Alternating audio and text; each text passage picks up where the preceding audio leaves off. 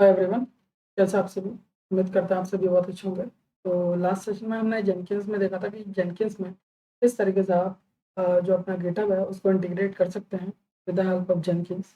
ठीक है।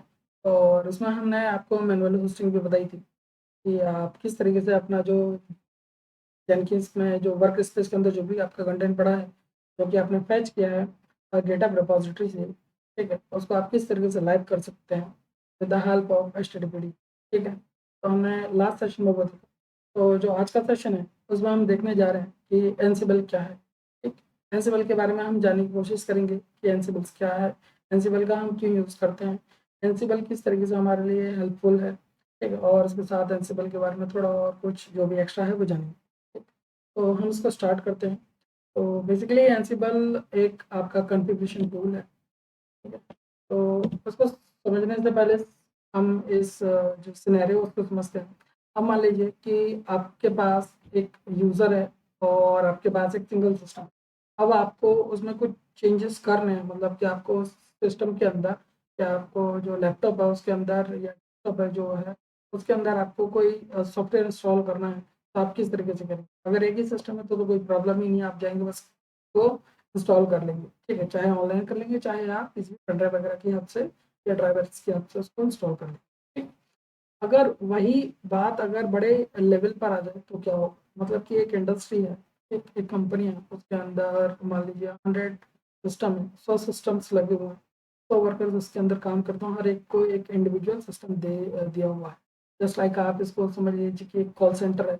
एक कॉल सेंटर के अंदर मान लीजिए आप 100 या 150 बंदे काम कर रहे हैं और उनके लिए सभी के लिए सिस्टम क्या है, कंपनी ने अरेंज कर रखे हैं। ठीक है।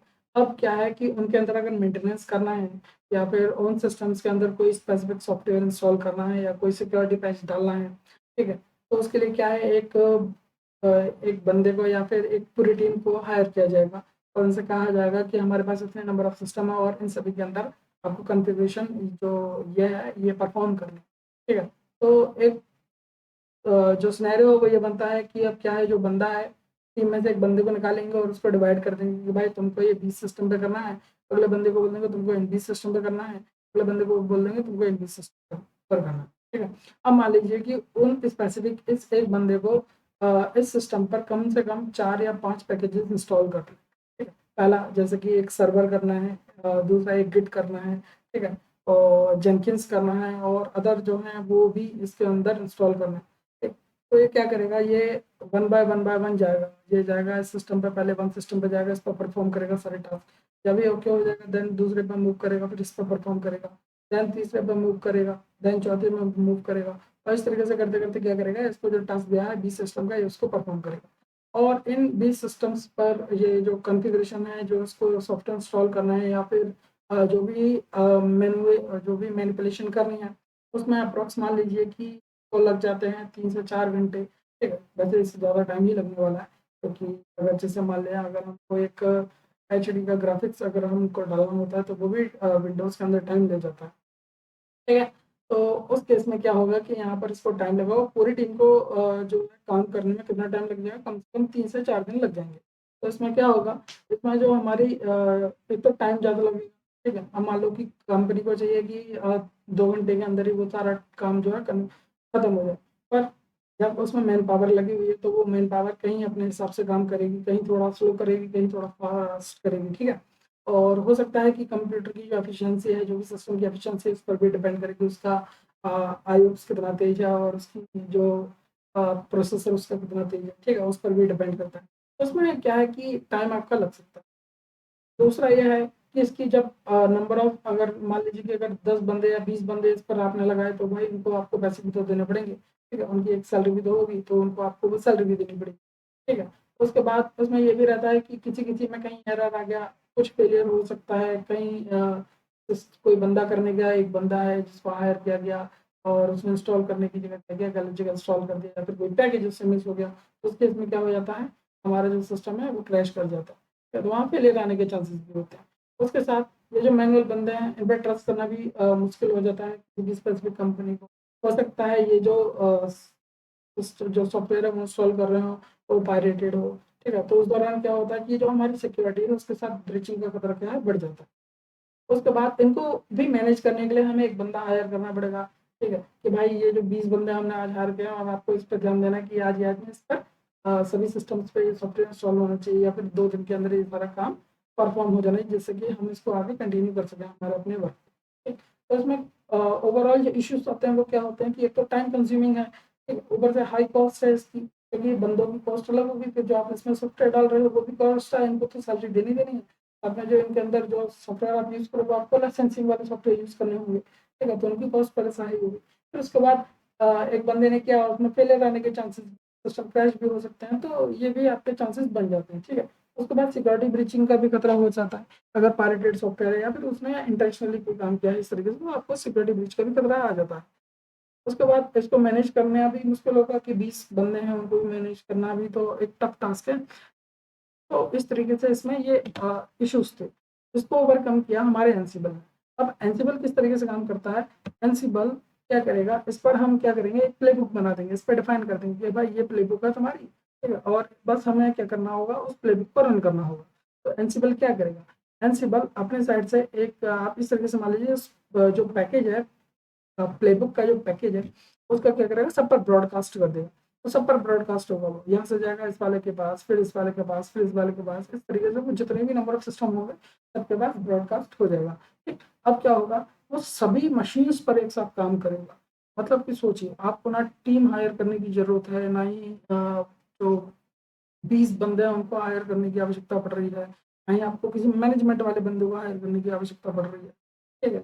और आप जब इस काम को लाइनक्स के थ्रू करेंगे, ठीक है, तो आपको सिक्योरिटी तो मिल ही जाएगी, ठीक? और उसमें भी फिर सारे अपडेटेड जो है वो हमको सॉफ्टवेयर मिलता है, अप टू डेट एकदम सॉफ्टवेयर मिलता है, ठीक है? तो इस तरीके से जो लाइन से जो एंसिबल है वो हमारी हेल्प करता है। तो वहाँ पर आपने देखा कि वहाँ पर हमने मैन पावर का यूज़ किया, यहाँ हमने किसका यूज़ किया, हमने एंसिबल का यूज़ किया। एंसिबल क्या है, एक ऑटोमेशन सर्वर है, ठीक है? बेसिकली एक कॉन्फ़िगरेशन सर्वर है, ठीक है, जो कि ऑटोमेट करता है किसी भी टास्क। बस हम यहाँ एंसिबल के अंदर डिफाइन कर देंगे उसको विद इन अ प्लेबुक, ये काम इस तरीके से होना चाहिए।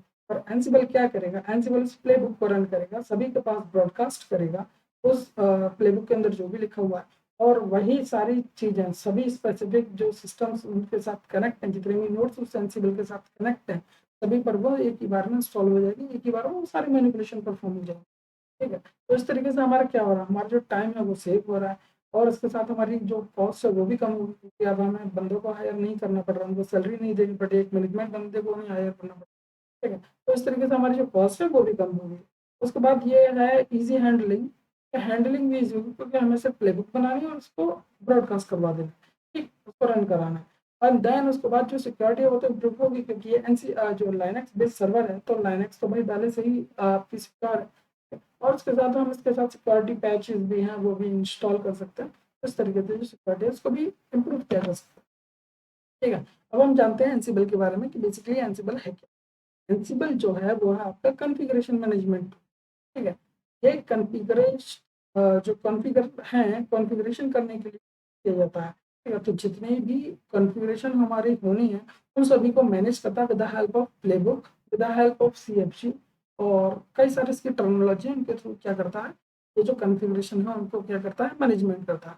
अब ये यूज़ करता है एसएसएच का कनेक्शन को एस्टेब्लिश करने के लिए। एक एंसिबल से नंबर ऑफ नोड्स क्या हो सकते हैं, कनेक्ट हो सकते हैं, जैसा कि हमने पिछले वाले डायग्राम में देखा। तो यहाँ तो यही थी, पर इन डॉट का मतलब है कि यहाँ पर और भी सारी जो नोड्स हैं, मतलब कि जो सिस्टम है वो कनेक्टेड है, ठीक है? सेम ही इधर। तो क्या करेगा एंसिबल, एक एसएसएच का यूज़ करता है उन सभी के साथ कनेक्शन एस्टेब्लिश करने के लिए, ठीक है?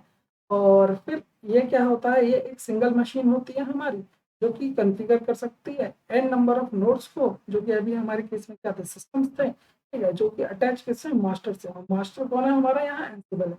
तो बेसिकली एंसिबल क्या यहाँ पर परफॉर्म कर रहा है, ये तो हमारा मास्टर हो गया, और जो अदर सिस्टम हो गए वो हमारे नोड्स हो गए।